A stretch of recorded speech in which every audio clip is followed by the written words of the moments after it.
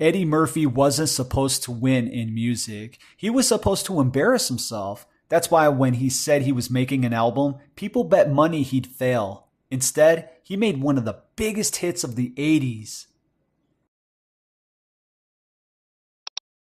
This wasn't a comedy track. This was Eddie Murphy trying to prove something.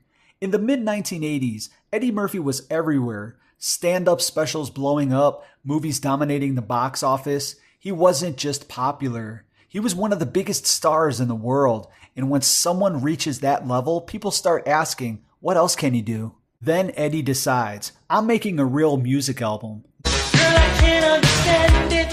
Why you wanna hurt me? Not comedy, not parody, a serious album. And a lot of people didn't buy it because crossing from comedy into music, that usually doesn't end well. When he told Richard Pryor about it, Pryor reportedly bet him $100,000 that he couldn't make a full musical album without turning it into a joke. That's not just doubt, that's a direct challenge. Instead of backing off, Eddie Murphy doubled down and he teamed up with Rick James.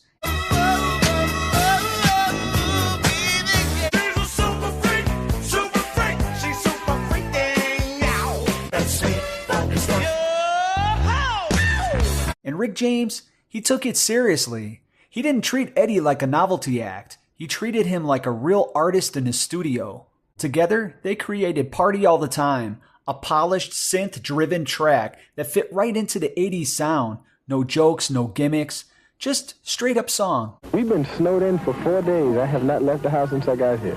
Being confined to the studio actually helped the duo all but complete the new 45 entitled Party All the Time. When the song dropped in 1985, there was skepticism because people weren't used to comedians trying to cross into music, and most of the time, it didn't really work. But this time it did. That song climbed the charts, and it reached number 2 on a Billboard Hot 100. Now that's not a novelty result, that's a real hit.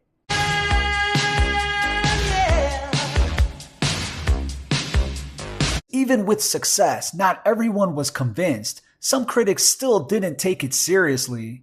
Some fans preferred Eddie as a comedian. It was that classic reaction, stay in your lane. Years later, Eddie Murphy shared something about that bet. He never got the $100,000. Even after proving he could make a serious album, that money never showed up. So when you look back at Party All the Time, it wasn't just a random celebrity trying music. It was Eddie Murphy doing something a lot of people didn't expect him to do. But here's the interesting part. Eddie Murphy wasn't trying to become a full-time musician. He never left comedy. He never pivoted into music as a career. And he didn't try to turn this into a second identity. For him, this was more like a challenge or a moment of curiosity. Something like, can I actually do this at the same high level too? And the answer is yes. He succeeded. And after all that, Eddie Murphy never really chased music again in the same way. He didn't try to follow up with a second hit. He didn't launch a music career. He didn't push it further because for him, the point wasn't to take over music. It was to prove something and move on. And what makes it even more interesting is who helped him do it. Because working with Rick James wasn't a safe move.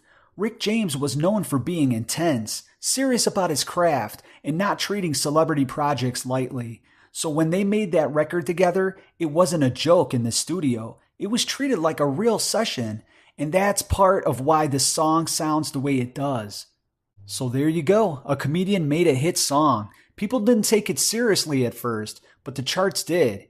And the rest of the story is just Eddie Murphy doing what he's always done. Entertaining a room people didn't expect him in and walking out with something nobody predicted. Did you ever think this song was legit? Or did you always see it as Eddie Murphy trying something different? Go ahead and tell us down in the comments below. And if you like this video, hit that subscribe and join the tribe. Ring the notification bell as well. And I'll see you on the next video.